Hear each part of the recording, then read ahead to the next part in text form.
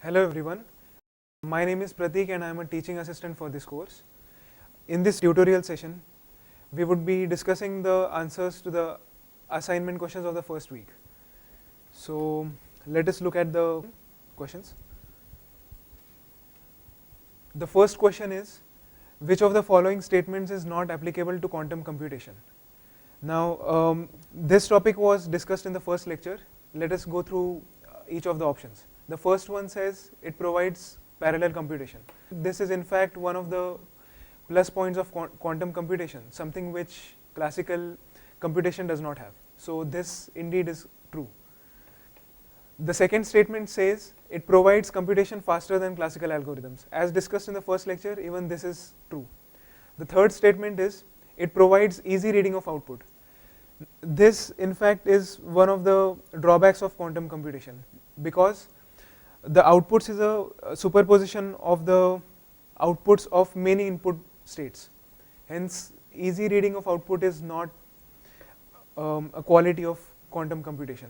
Hence, option C is incorrect. Let us move on to the second question. The second question is, collapse of a wave function occurs when blank.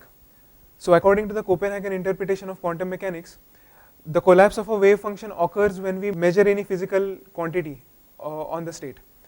So the answer is A, when the quantum state interacts with a measuring apparatus. All the other options are either incorrect or trivially true. So the correct answer is option A. Okay. Now let us come to question 3.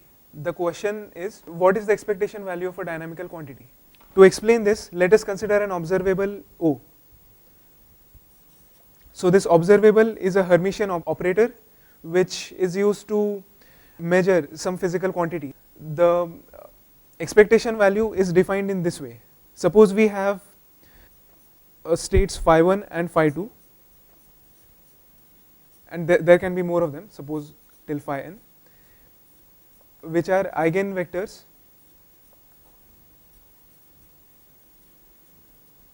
of O, with eigenvalues O1, O2 and so on, On. Now the expectation value of O for some state psi, which is a linear superposition of these, suppose C1 phi 1 plus C2 phi 2 till Cn phi n, the expectation value of O is defined to be this quantity. On expanding this, we find that this is equal to mod of Ci square times the value that O measures for each of these, that is Oi, for I is equal to 1 to n. So what this really is the probability of obtaining Oi multiplied by the value Oi. To explain this physically, what we need is identical copies of the same state function psi.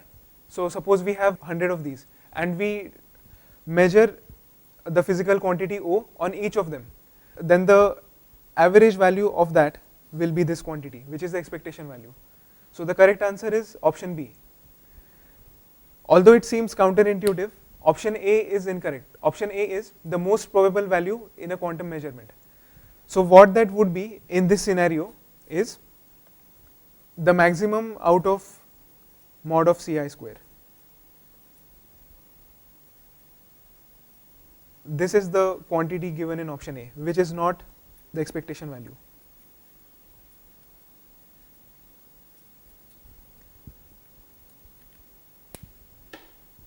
Let us come to question 4. Question 4 is, an electron is given in some state where psi 0 is the ground state with energy E0 and psi 1 is the first excited state with energy E1. If one measures the energy of the state, what would one get? This is one of the fundamental postulates of quantum mechanics. Whenever we measure a physical quantity, the output will always be one of the eigenvalues of that operator. So if we are measuring the energy, then what we will measure will be one of the eigenvalues of that operator. So here we can either get energy E0 or E1 as the output. The correct answer is E1 or E0 with equal probability. Equal probability because both these states have the same coefficient in front of them. So the probability is 1 upon root 2 mod square for both of them. Hence the correct answer is option C. Question 5 again is a similar question, or rather the same question with different numbers. And here again we have a different linear superposition of the two states, and we are measuring the energy of the state. Here again the answer should be either E0 or E1. Here the probabilities will be different. The probabilities will be 3 by 5 whole square and 4 by 5 whole square. Now question 6 is, some matrix has been given and its eigenvalues and eigenvectors have been given to us. We have to find out what the projection operator for the eigenspace of eigenvalue 2 is. The eigenvector corresponding to eigenvalue 2 has been given to us to be this state.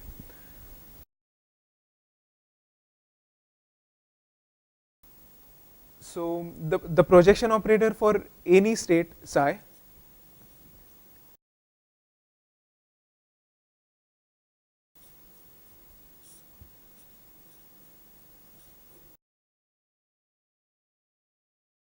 usually the eigenstates, they are normalized, but in this case this has not been normalized.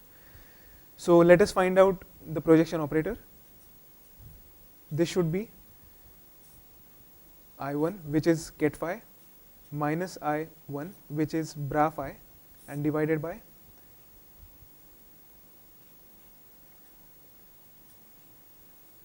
I squared plus 1. So this is I into minus I is plus 1, this is I, this is minus I, and 1 divided by 2. So this is the answer that we get. This matches with option B, which has been incorrectly written here as A. So B is the correct answer.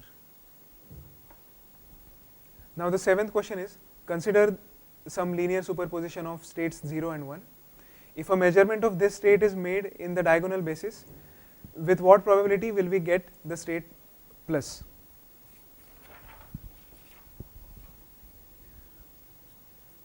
So the given state psi, suppose, is 1 upon root 13, 3 times 0 minus 2 times I. So first we can substitute the linear combination which each of these is in the diagonal basis. So 0 is given by this, while 1 is given by this. Substituting these two in this equation, we get psi is equal to 1 upon root 26, 3 minus 2I plus 3 plus 2I.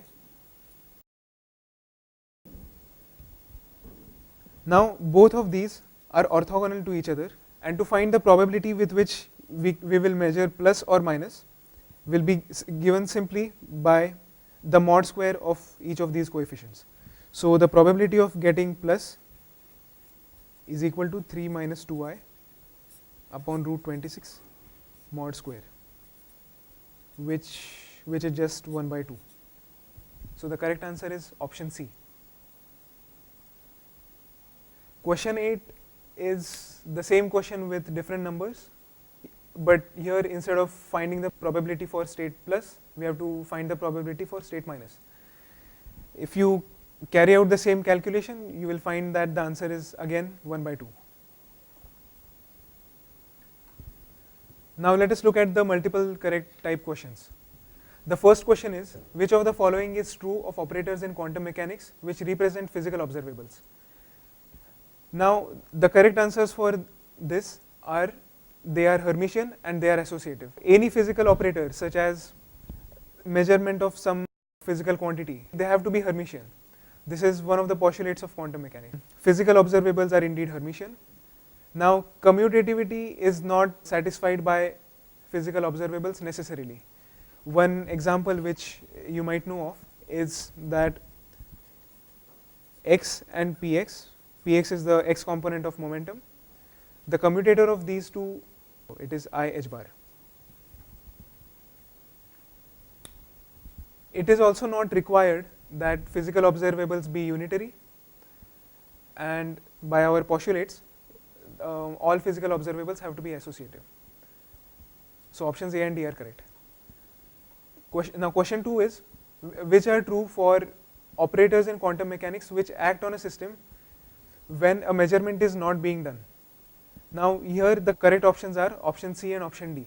Whenever some measurement is not being done on a state, the time evolution operator is operating on that system. So the time evolution operator takes a system from some state psi at time 0 to psi t at some time t, and the operator which takes the state from one time to another is called the time evolution operator, and it is unitary, and it is not necessary for it to be Hermitian, neither commutative. Hence the correct options are option C and option D. The third question is, out of these four matrices, which ones are unitary?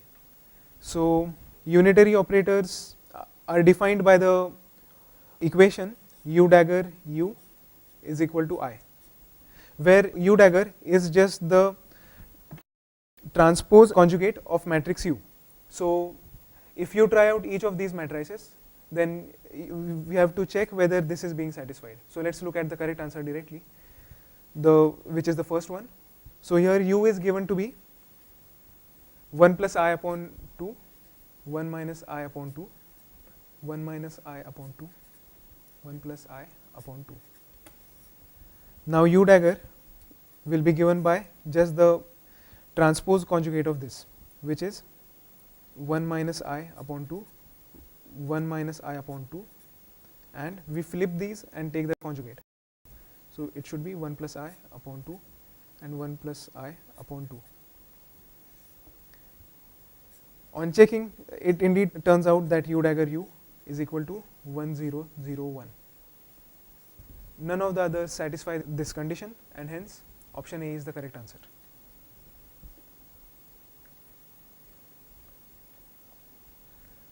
Question 4 is, if Z is a complex number having modulus 1, which of the following matrices is unitary?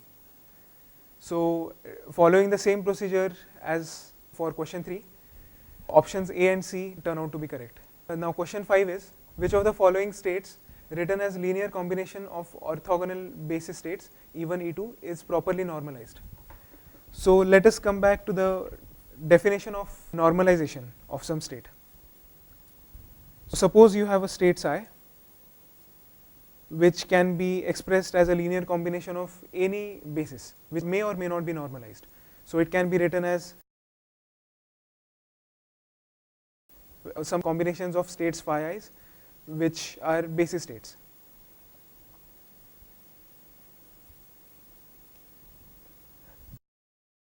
Now this state psi will be said to be normalized if this condition is satisfied.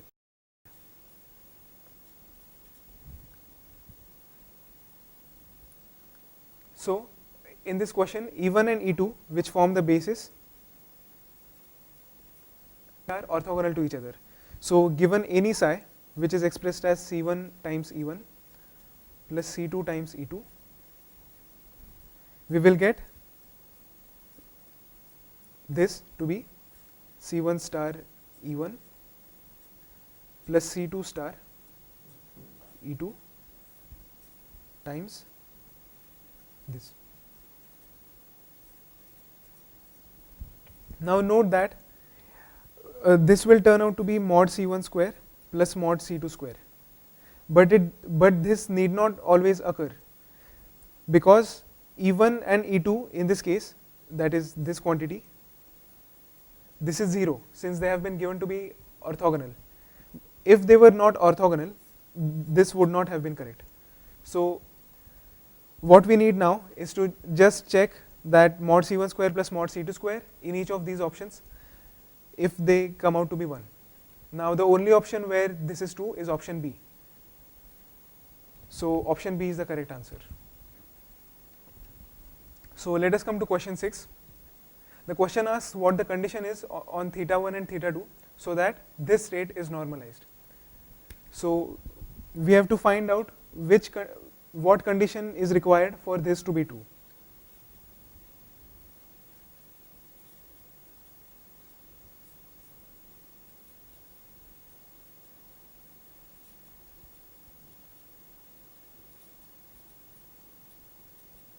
This has to be satisfied. So what we get is cos theta 1 square plus sin theta 1 square, which is 1, plus cos theta 2 square plus sin theta 2 square, which gives another 1, and the cross terms from these two give 2 cos theta 1 cos theta 2 plus 2 sin theta 1 sin theta 2. This has to be equal to 1. Thus we get 2 times cos of theta 1 minus theta 2 is equal to 1 minus 2, which is minus 1. So we require cos of theta 1 minus theta 2 to be minus half. Now clearly the only options which satisfy this are options B and D. Their difference has to be 2 pi by 3 or 4 pi by 3, and of course plus or minus 2n pi of these two. Hence the correct answers are options B and D.